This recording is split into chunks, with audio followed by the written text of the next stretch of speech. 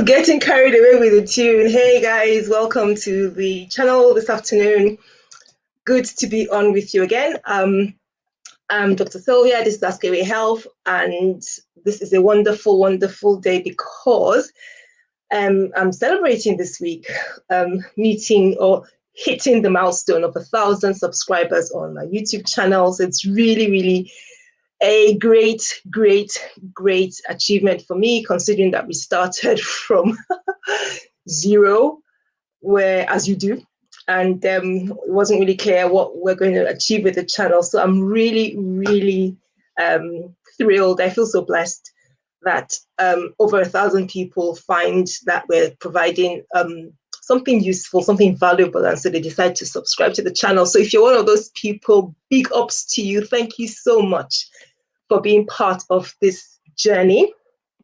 So we usually have live streams on Fridays anyway, but I just thought we had to make a special shout out about hitting the 1,000 subscribers milestone. It's been a long journey, longish journey. I think I started the channel back in 2018, or was it 17? I think it was 2018. I wasn't really serious about filming or doing videos at that point, and gradually realized what an opportunity it was to be able to share my knowledge and experience. And it was towards the end, I think, of 2019, decided to become more regular, more focused with providing health information via video, and it's been slowly but surely growing. So really thrilled about that. So I'm Dr. Sylvia, as we know. I'm the founder of AskAwayHealth, a platform I created to share knowledge about health, medical subjects, topics, anything to do with health in a simple format, and you can access it online. That was my vision, or that is my vision for AskAwayHealth. I'm also a general practitioner. I'm a fellow of the Royal College of General Practitioners in the UK, which means I have been doing this for a little while.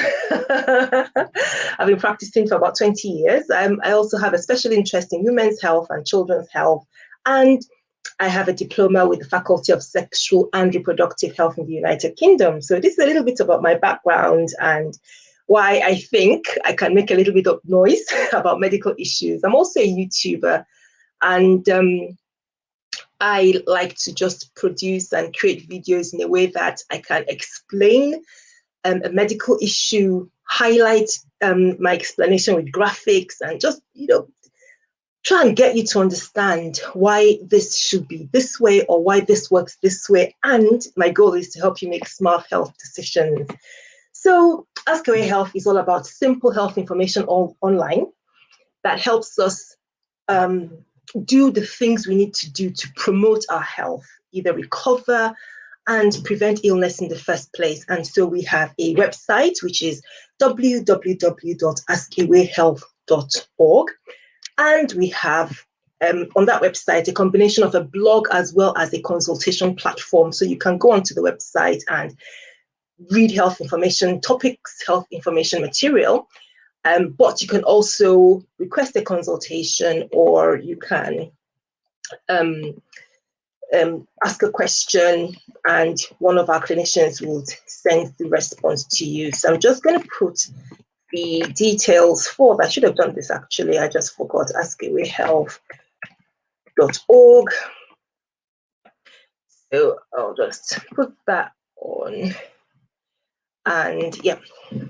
So that's AskAwayHealth.org. And so if you want to go onto the website or go on to read the blog, or if you wanted to ask a medical question or book a consultation, feel free. You're welcome, always welcome to do that. So that's where that is. And we have different links on social media that you can connect with us as well. So we're on Twitter and on Instagram, Google, on LinkedIn, Facebook as AskAwayHealth. And of course, we're here on YouTube. So that's just a little bit about us, about me, and why I do what I do. But I wanted us to celebrate today particularly because of our 1,000 subscribers mark, but I wanted to look at a topic that I get lots and lots of inquiry about. Like I said, I do have diploma in sexual and reproductive health. I'm interested in women's issues, so I think it just naturally gravitates towards me. So I get lots of consultations and discussions with ladies and men about issues to do with contraception. And I wanted to just use this opportunity for the next maybe 30-40 minutes, just look at a few common questions that come up in the area of the emergency contraceptive pill. So if you're online with me, feel free to ask a question.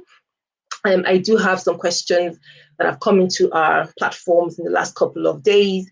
So I'm going to go through those, but I'm happy to take any questions if you want to ask, if you want to check anything about the issues of emergency contraceptive pills. So let's jump into that discussion. I'm going to give you a bit of a background, as I do, as usual. A bit of background about emergency contraception and emergency contraceptive pills, and then we'll look at the questions. Hopefully, run through the questions and be finished. I'll release you, hopefully in the next half hour, 40 minutes. So, emergency contraception, why does anyone need an emergency contraceptive pill? And of course, simply because they need to prevent a pregnancy. For example, if they've not used a condom or other birth control method and had vaginal sex, or something went wrong with their regular contraception, like the pill, they forgot to take their pill, or they forgot to go for the injection or change their patch or their ring, something went wrong with the regular contraceptive method and they've had vaginal sex. So once you mess up your regular contraceptive cycles, what's the best word? Once you mess up your regular contraceptive cycle, I suppose, is the best way to describe it. So what I mean is, if you're on the pill and you're supposed to be taking it every day, or take it every day and you have a 1 week break, or you have your injection every 12 weeks, or you have your ring and you change it every week. And if you mess that up, so if you don't change the ring when you're supposed to change it, or you miss a couple of days of your pill, or you fail to go for your injection when you were supposed to go and it's gone several weeks, all of that could break your contraceptive protection. And if you do have vaginal sex during that period, there is a risk of getting pregnant. And that is an instance where you might need an emergency contraceptive pill. Or doing sexual intercourse, the condom breaks, or doing sexual intercourse and you guys are using the pull-out method. Your partner didn't pull out in time, my sisters. That is the time to think about the emergency contraceptive pill. And if you want to know more about the pull-out method, I have a couple of videos on the channel. I'll put a link to this in the description box below. It just occurred to me actually, but I'll put a link so that if you want to know all about the pull-out method and its pros and cons and how effective is it compared to other methods, please go and check out those videos and see what you think. Leave me a comment, see what you think. Or if an individual has been forced to have unprotected vaginal sex. So these are simply a few reasons why an emergency contraceptive pill may become necessary. Okay. Now, pregnancy is most likely during a woman's most fertile time of the month. And this is around the time of ovulation. And in the days just before ovulation, and in some cases the day after, within the day after, okay? And depending on your cycle length, what you should know is that even if you have sex in your so-called, or what we call the safe period, sperm can live with it for 5 to 7 days in the womb, in the woman's womb. So after ejaculation within the womb, the sperm can still survive for up to 5 to 7 days. The egg is different from the time of ovulation, from the moment of ovulation, when the egg is released into the fallopian tube and begins its journey into the womb. In fact, I have a graphic, so I'm going to pull that up in a second. The egg will survive for 12 to 24 hours. Let me pull up the graphic so that you are Oh, and I'm going to check the stream. I got told off for not checking the chat often. I just want to say hello to Sharifa Nakalema. Hello from Virginia, USA. Thank you so much for saying hi. And great to see you. Hope you're doing okay. Thank you for saying hi. So I'm just going to put up that video if I can find it. I should be able to find it because I prepared it. So here we go. Right. So you should be seeing this. Yeah. And I'm going to keep it on because it might go off. Now, this is an image of the womb and the fallopian tubes and the ovary in a woman. So you get this view. If you were standing in front of me and I'm looking at you, looking at your lower abdomen, this is what I would see. And the womb at the top is obviously the top of the womb, and towards the bottom, put it back. Towards the bottom, you have the vagina and the entrance into the womb, which is the cervix. The cervix is known as the neck of the womb, but that's where the womb opens, and then that's the neck of the womb called the cervix. So that's here, this whole structure here is the vagina, and that's the cervix here, and that is the womb itself, the whole body of the womb. Now, these coming across, I'll show you better on this side, these are your fallopian tubes coming across that way. So that's the fallopian tube coming off from the it's going to keep doing this, but I'll make my discussion as brief as possible. Okay, so coming off away from the sides of the womb are the fallopian tubes, and those are the ovaries. And hopefully, if you look at the picture, you can see some small circular objects. Those are some cysts, and they're about to release. One of them is about to release the egg. And on this side, you have got my arrow, my icon. The white structure I've put on there just demonstrates the egg has come out, and this is the way the egg travels down the fallopian tube to come into the womb, down the fallopian tube to come into the womb. Now, the egg, your egg, like I said, could remain alive for 12 to 24 hours. And during that time, either as it travels into the tube or as it comes into the womb, has the chance of being fertilized by the sperm. So that's the sperm in blue heading upwards from the vagina, traveling up into the womb. And so that is the process in terms of how pregnancy could happen. This is how the egg is produced and how it travels from the ovary into the fallopian tube and comes into the body of the womb. Now, if the egg is not fertilized, the egg will decompose. And because during all that time, before we get to that point of ovulation, your body is putting things together in readiness for the possibility of a pregnancy. So the muscles of the womb are getting thicker, more blood vessels are being formed because the body is thinking if that egg is fertilized, then pregnancy happens and the womb has to be ready for pregnancy. But if that doesn't happen, all that preparation and the egg are shed as menstrual blood.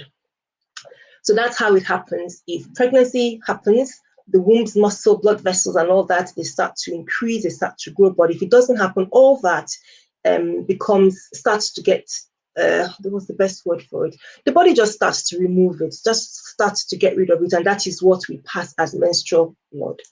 Okay, now, so this is essentially what happens in terms of as the egg is produced and as the sperm comes into contact with the egg. And you have to remember that the sperm can hang around.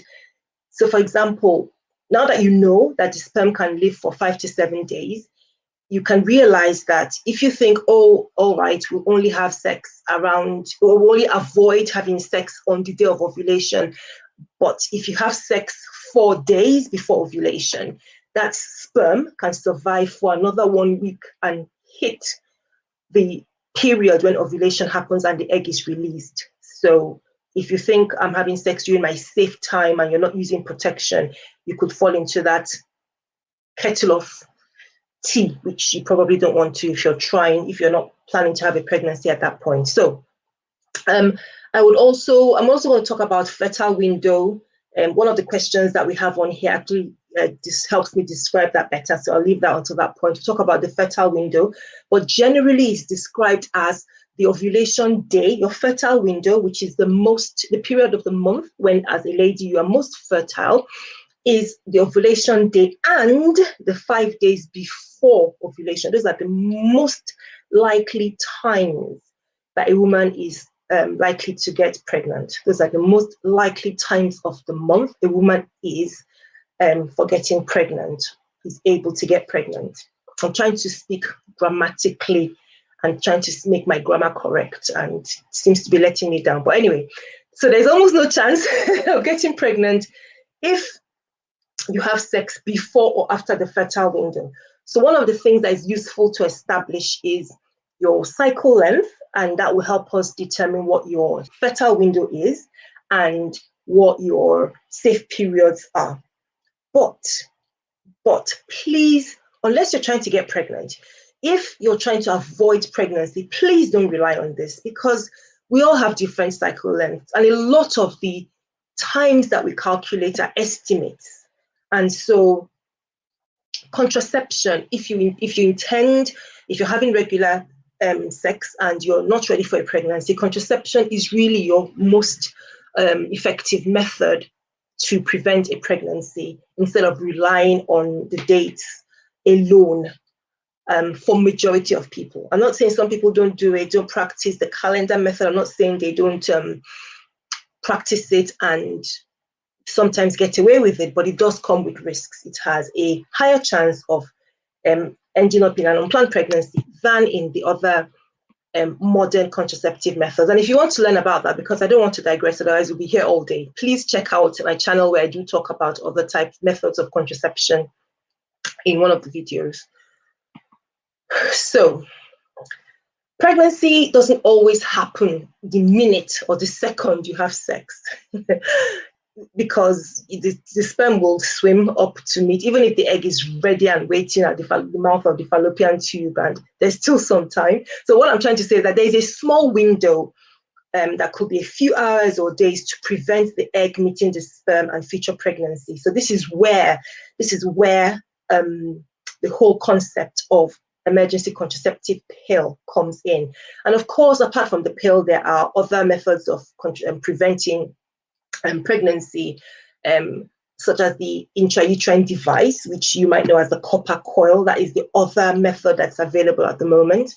But this video, we're looking specifically at the pill. Now, around the world at the moment, there are 3 types of the oral emergency pill. There are those that contain the man-made or synthetic progesterone, and there are those that are a combination of the regular birth control that contains estrogen and progesterone. That's not too commonly used, but that method does exist. And there's a third method for pills that contain ulipristal, which is a chemical that prevents natural progesterone from working normally. And so it ends up also working to prevent pregnancy. The most common oral emergency, so that's the most common emergency contraceptive pill that's used in most places, is the first one I mentioned. So that's using the synthetic progesterone, also known as levonorgestrel. And the more common brand names that you will pick up are Levonel, Plan B, One Step, Take Action, Postinor or Postinor 2, My Way. There are loads and loads of different brand names, but these are the common ones that many women will be familiar with. So have a look on the back of your packet to be sure which type you've got. How does the pill work? It works by delaying ovulation. That process, when I showed you the diagram of where the egg, I don't know if I've got a graphic. I'll just see if I've got another graphic. No, I didn't put that. Okay, so that process, let me just jump back into the comments and say hi. Hi from David. Hi, everybody. Thank you for joining in. Good to have you on. And hello from New and Plata. Hi, Doc. How are you doing? How's your Friday going? Hope you've had a great week. Thank you for joining in. So I don't think I have that graphic, I forgot, but the emergency pill works by delaying ovulation. That's the release of your egg. And it does that by delaying ovulation by 5 days. So ovulation is that process where from the ovary, a fresh egg is released to go into the tube. It happens, could happen from one ovary or the other one each month, and it happens the once. And once that egg is released, it has 12 to 24 hours, roughly, within your body as a woman during which period it could potentially be fertilized by any sperm that is either already within your body from previous or recent sexual intercourse, or if you're having sexual intercourse around that time. Now, the emergency contraceptive pill, levonorgestrel, remember that's the one I'm specifically looking at today, and I've just given you a few examples.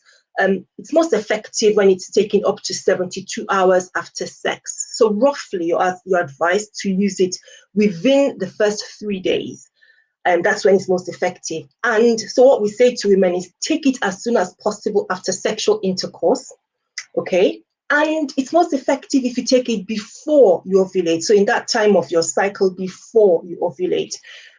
Some people talk about the pill working after ovulation. There isn't much evidence to show that it does. There are some other methods that a progesterone could prevent the sperm from getting towards the egg. So it might make the mucus within the woman's vagina a bit thicker and impede the ability of the sperm to flow or swim up towards the egg.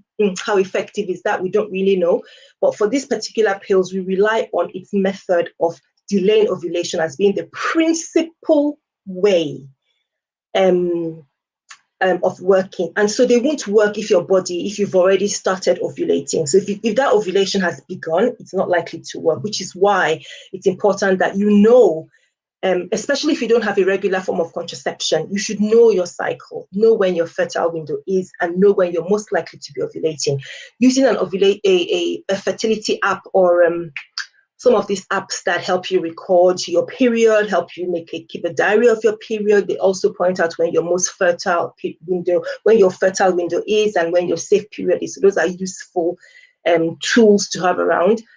But they also depend on the length of your cycle, which is as different for me as it is for you and for the next lady out there. So please bear that in mind, that using any method outside of regular contraception, there could be an increased risk of pregnancy, and don't just rely on just using your dates alone if you're seriously trying to prevent pregnancy.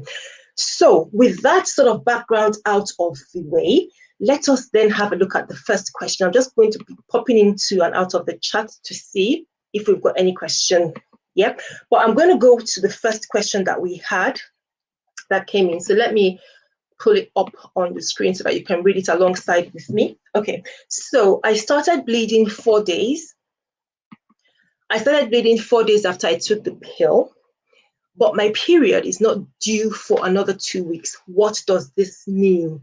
So one of the things that after taking emergency contraceptive pills, one thing to take the pill, that's just the first job. The next job is then sitting down and waiting to see what happens next, which it's about waiting 3 to 4 weeks or however long it is till either your next period comes or it doesn't come, and just wondering, could I be pregnant or not? And it's a big dilemma, big distress for lots of people. I tell you, looking at some of the conversations I get into can be very distressing.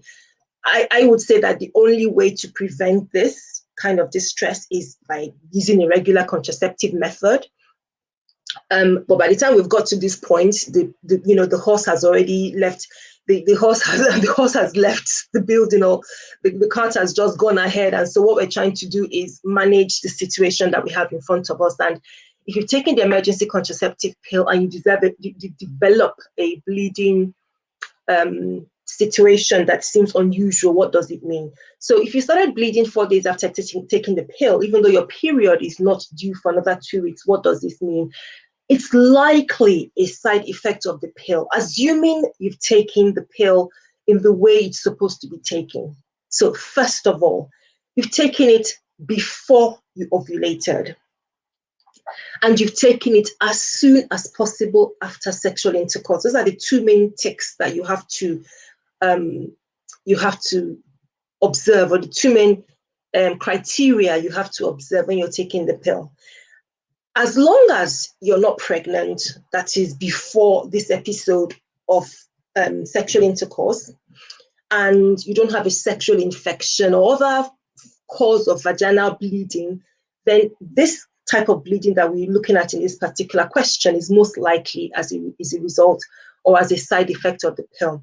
Now, I do have a video on the causes of vaginal bleeding after sexual intercourse. Let me see if I can, because I think it's a good one to look up. Let's see if I've got this. Okay, because I think it's a good one to look up. So if you're on the, so if you're on our channel, if you're looking to the channel, this is the video, and I will put a link for you in the description box below. So if you want to look at causes of vaginal bleeding after sexual intercourse, there are quite a few. So have a look at that. Have a look at that video to get some more information. Okay, and it's important to say this because bleeding from the vagina could have several different reasons. I would never just assume that a bleeding from the vagina is because of the effect of the pill. That's not the first conclusion to come to as a doctor, because we would want to make sure that it's not due to pregnancy, it's not due to an infection or a number of different other causes. So we'd like to make sure it's none of those, and then decide that it's most likely to be an effect of the pill. And the way we do that is obviously asking a few more questions to clarify that it's not an infection. If we're concerned about that, then we might want to do tests to work that out. So going back, if we're happy it's none of that and we're talking about a side effect of the pill, why? It's important to know that this is what the emergency contraceptive pill does. Some women can get bleeding that is unrelated to their periods as a result of taking the pill, and it could happen some days, a week or more after taking the pill. It might be spotting, it might be a flow like your menses or slightly heavier. It could last a few days.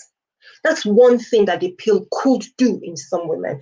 Some other women may not even experience that, but they may experience a change to their expected period. So you've taken the pill, it's April, and you know the date of your last period. Let's say it was the 6th. So you've taken the pill at some point during the month, and your expected next period is around 5th or 4th or whatever of May. And if you've taken the pill at some point in April, what it may do is it could bring your period in May forward. It might make it come earlier, and so your period in May might come on the 1st, or it might happen on the 30th of April. Or the emergency control pill could also delay your period. But please be careful, because if you're somebody in whom the pill's effect is to delay your period, it shouldn't be more than 7 days. Most women, I'm not saying it can't be more than 7 days, because studies do say or suggest that it could be longer than 7 days. But in most women, it will delay the period for up to 7 days, because after 7 days, if you still haven't seen your period, please do a pregnancy test if you've taken the pill in the months or in the weeks beforehand. So just to be clear, the pill could cause some type of bleeding that is spotting or a bit heavier, that's unrelated to the periods. It could also cause a change to the period. It could make it early, or it could make it late. It might not even affect the period. So these are different circumstances of what the pill could do. Some women could have, number one, the first one I've just described, a bleeding unrelated to the period. And a couple of weeks later, the period comes a bit earlier. And so, oh, wow, I've bled twice in this month. What's going on? That could happen. So these are some issues that the pill side effect could bring about. The bottom line is, if it's delayed by more than 7 days and you've had the emergency pill, please do a pregnancy test. If the bleeding is extremely heavy and it's painful, very painful, you're getting lots of pain in your lower abdomen or pelvis, please seek urgent medical attention. So that's how I'd answer that question, and explain that this bleeding that we're looking at, or that this we've got here, is most likely as a result of the side effect of the pill. So just going back into the chat, hello from IB Sam, nice to have you on board. I hope you're having a great afternoon. Thank you for popping in. Great to see you. And hello from Unique Space. Thank you so much for joining in, sis. Nice to see your icon. Hope you're having a good day. Thank you so much for popping in. Okay, so let's go to the next question that we got in. In fact, let me just pull it up so you can have a look at it as well. So where's question 2? So it's a bit longer to read, but so question 2. My period started, yes, this is the one I wanted to, there's a bit of demonstration here. Okay, my period started the 13th of this month, got off on the 18th, had intercourse the 21st, took plan B the 22nd. I noticed bleeding yesterday, pretty light, and it only got a bit heavier today. I'm pretty concerned. Okay, so, first of all, there's so many dates in there. I wouldn't blame you if you start thinking, where do we start from? And sometimes as a clinician, you have to sort of look at the dates and start thinking, okay, how do you best manage this? But I want to pull up a calendar. I've got a calendar because that's the best way we can, excuse me, that's the best way you can actually understand and appreciate. So let me just pull that up and then we can hopefully all of us can, yeah, okay. So hopefully you should see that. Let me get rid of the question. Oh, hang on, let's get rid of the question and then we can see properly. Okay, right. So hopefully you should see this calendar with me. It might pop in and pop out. I'll put it back up. So on this calendar, we are sharing this lady's experience, what she's just told us. Her period started on the 13th, went on till the 18th, and then she had intercourse. Here we go again. Do you know what? I'm just going to share my screen and just pull that so that otherwise it's just going to keep popping in and out and then we're stuck. So let's just put that on. Yeah, okay. So this should stay on until I finished. Okay, so she had intercourse on the 13th. Oh, sorry. Her period started on the 13th. She finished on the 18th. She had sexual intercourse on the 21st. And then the next day, she took the pill, her emergency pill, 22nd. And then the only other bit of information she told us, if I can remember, is she said, I noticed bleeding yesterday. Yes. So she developed bleeding. She developed bleeding. Initially, it started just as spotting and then it got a bit heavier. So she's concerned. Why is she concerned? She's concerned because what's up with this bleeding? My period was on the 13th. So she's not expecting her period till around the 12th or 13th of May, for example, if she has a regular cycle. By regular cycle, sorry, I should have explained that, shouldn't I? By regular cycle, some women have what we call a 28-day cycle. So, excuse me. So they have a menstrual period or blood flow that happens. For some women, it's like clockwork. Pretty much every 28 days, they have a bleed. And that is what we generally refer to as irregular cycle. So she has her period around the same time every month. Of course, depending on the length of the month, it might vary. But these are women who every 28 days. But that's not the case for every woman, because some women want to get a drink, because I'm feeling, okay, yeah. Now, for some women, the cycle length, that 28 days, could be longer, 29, 30, 32, 35. And in some other women, it might be shorter, 27, 23, 25, could be shorter. So amongst us women, and that's normal, So these are some of the things that create a bit of, should I say, complication when you're trying to work out your cycle length and when are you ovulating and how it's different between you and your friends, because you both have different cycle lengths or different cycle characteristics.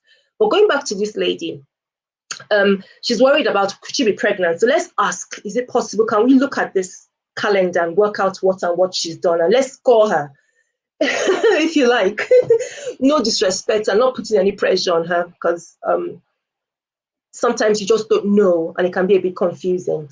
But just see what she's done. So going by the calendar we have in front of us, she had sexual intercourse on the 21st and she took plan B on the 22nd. I score her highly for that because she took the pill as soon as possible within her power, if you like, or within her ability after sexual intercourse. I think the best thing that you can do, now, I'm not sure if I'm still streaming because there's a bit of a glitch. Let's just wait and see what's going on here. Ooh, this is interesting.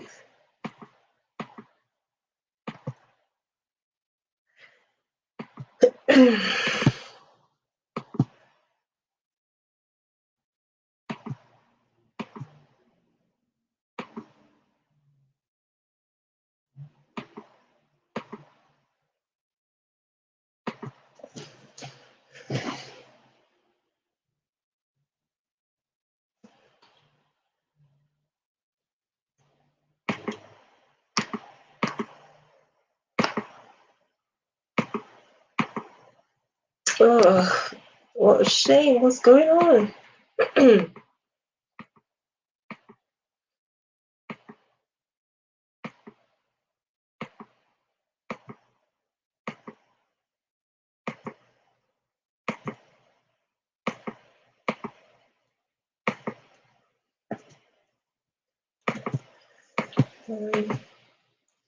Right, so I can't get back into this screen window. So I don't know if I'm on or if anyone can hear me. It's a bit of a shame. Oh dear. Oh well, we don't give up. We do not give up when it comes to this type of things. Sometimes this is what happens with technology. Let's see, let's keep trying and see if I can get anything to work on.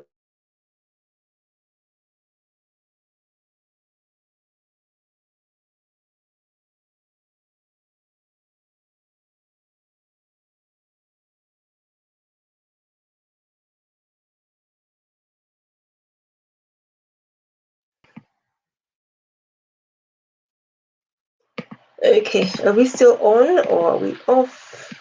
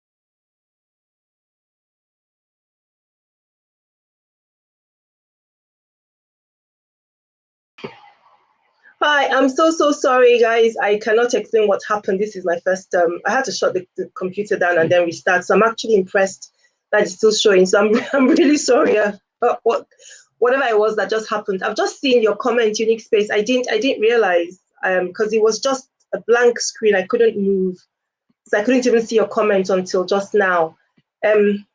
Okay, so let me go back to that explanation I was trying to put together. Okay, so I'm just going to share my screen. So we're still looking at this calendar of ours, and I was just trying to explain. Yeah, just getting my notes up. Okay, so I was just trying to explain that because she took the emergency pill the day after intercourse, that ticks the right box. Remember, you have 3 days to use the emergency contraceptive pill. The best thing to do is to take it as soon as possible. So within minutes, if possible, which some people would recommend, have the pill at home. If you think that you might be at risk of an unplanned pregnancy. For example, if your choice of contraception is the pull-out method, then there are times, and that's why I said, check out that video that we have on the channel. There are times when your partner may not be able to pull out on time. So it's sensible to have the pill handy, because if that happens, you're not having to wait until the next day or go and buy the pill. You've got the pill at home, so you can take it straight away. But in this case, our lady's done well. She's taken it within the first 24 hours. Fantastic. Okay, now the only other thing that we need to check is, has she taken it before ovulation? She hasn't told us her ovulation, so we have to work it out. She's told us that she had her period on the 13th and she finished on the 18th. So what's important there is the day she had her period.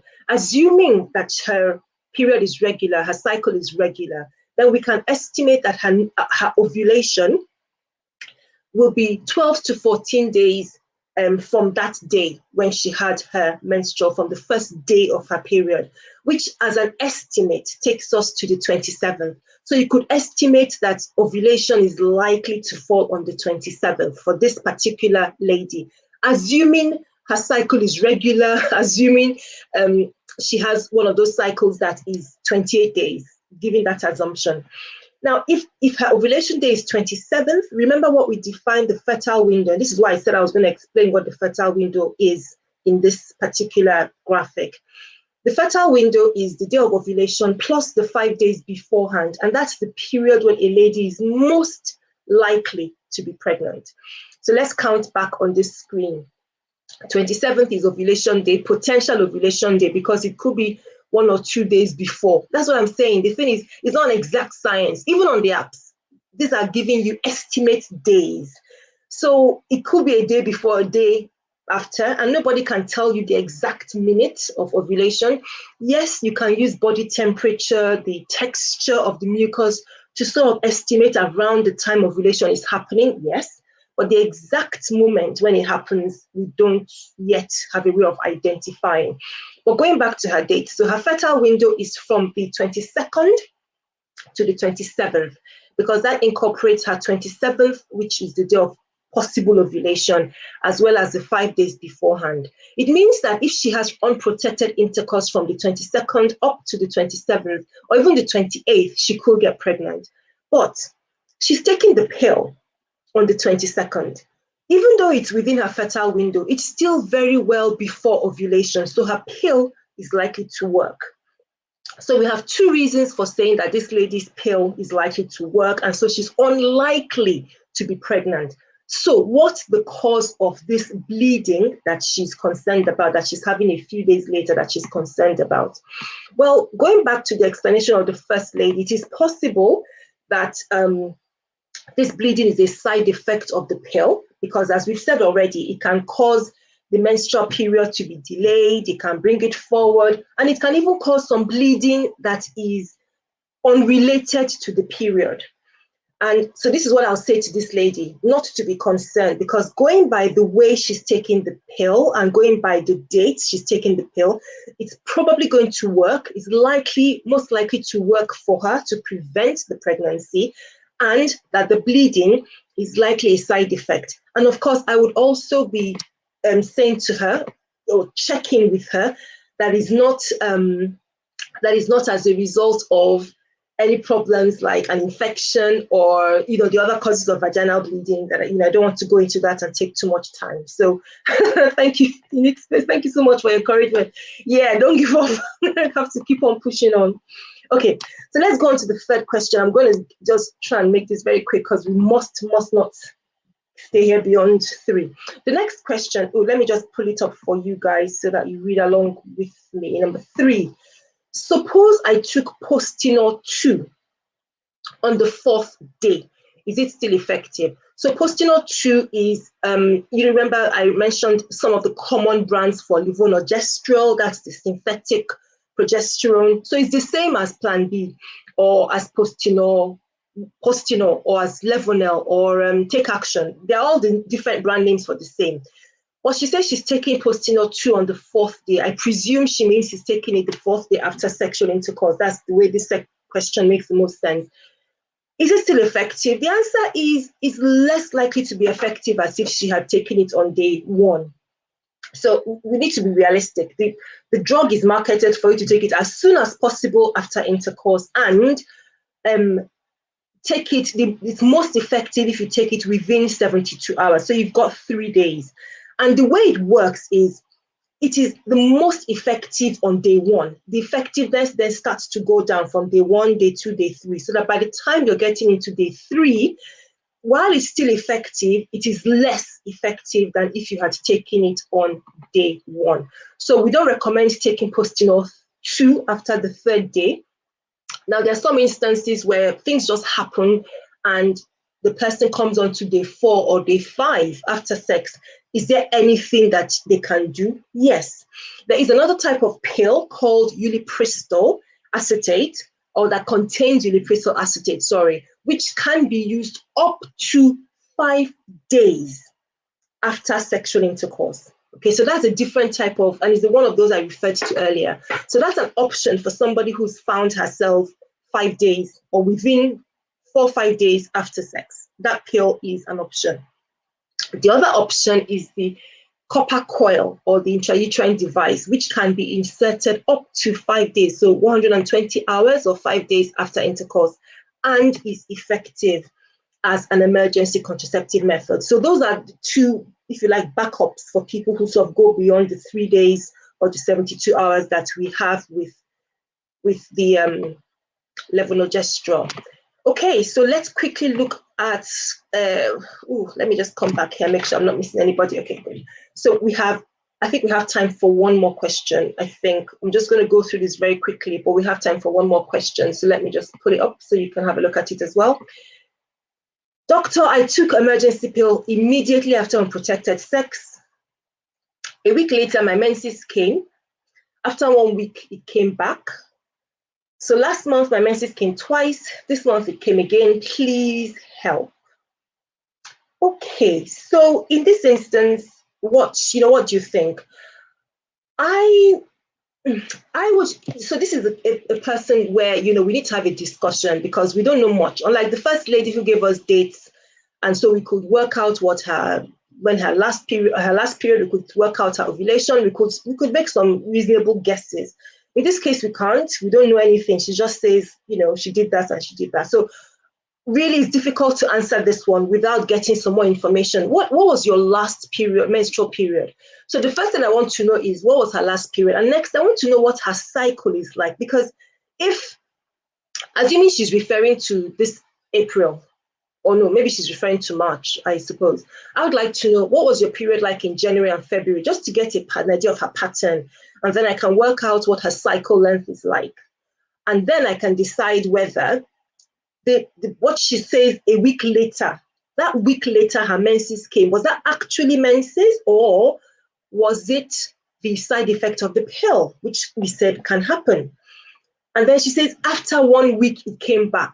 Well, could that have been a period that is being brought forward by the pill?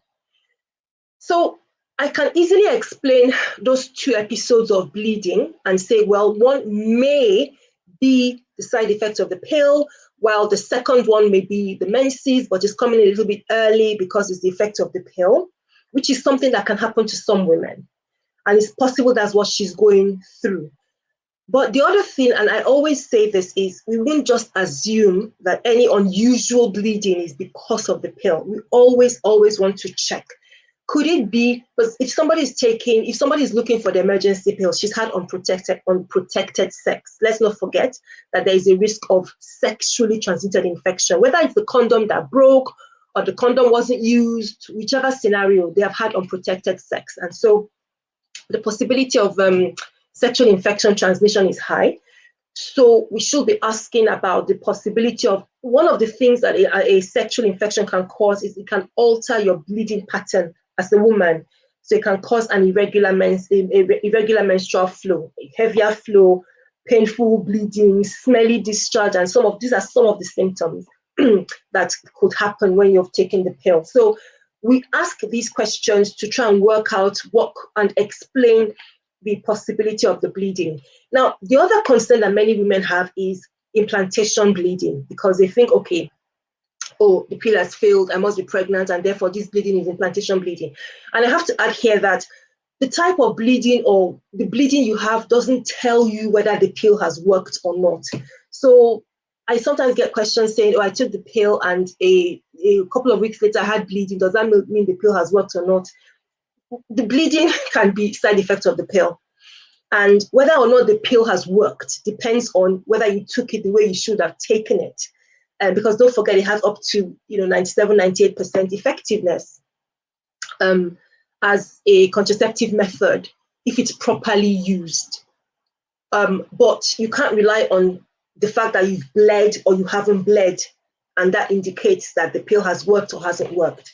So just to put that into the story. So for this lady to explain why she's having 2 episodes of bleeding that she's calling menses, and then she says it's come again this month. Like maybe that this month, the bleeding that she's having this month is something to do with her period. We don't have the date, so we don't know. But when we're having an irregular bleeding pattern as a doctor, I'm not just thinking about the pill. I'm looking. Of course, I'm going to do a pregnancy test if she sort of came to me. Just make sure that there's nothing to do with pregnancy. But then I also look for possibility of infection. And if we don't find any of those, then we can say, okay, probably it's the pill. Let's give it some time. If you don't take anything else, your cycle will probably come back to normal. Okay, so that's how I would address that question. Right, so thank you so much. I'm going to round up now because I really didn't think we were going to go on for an hour, but blame the techno glitch. I think the techno glitch just wanted to come and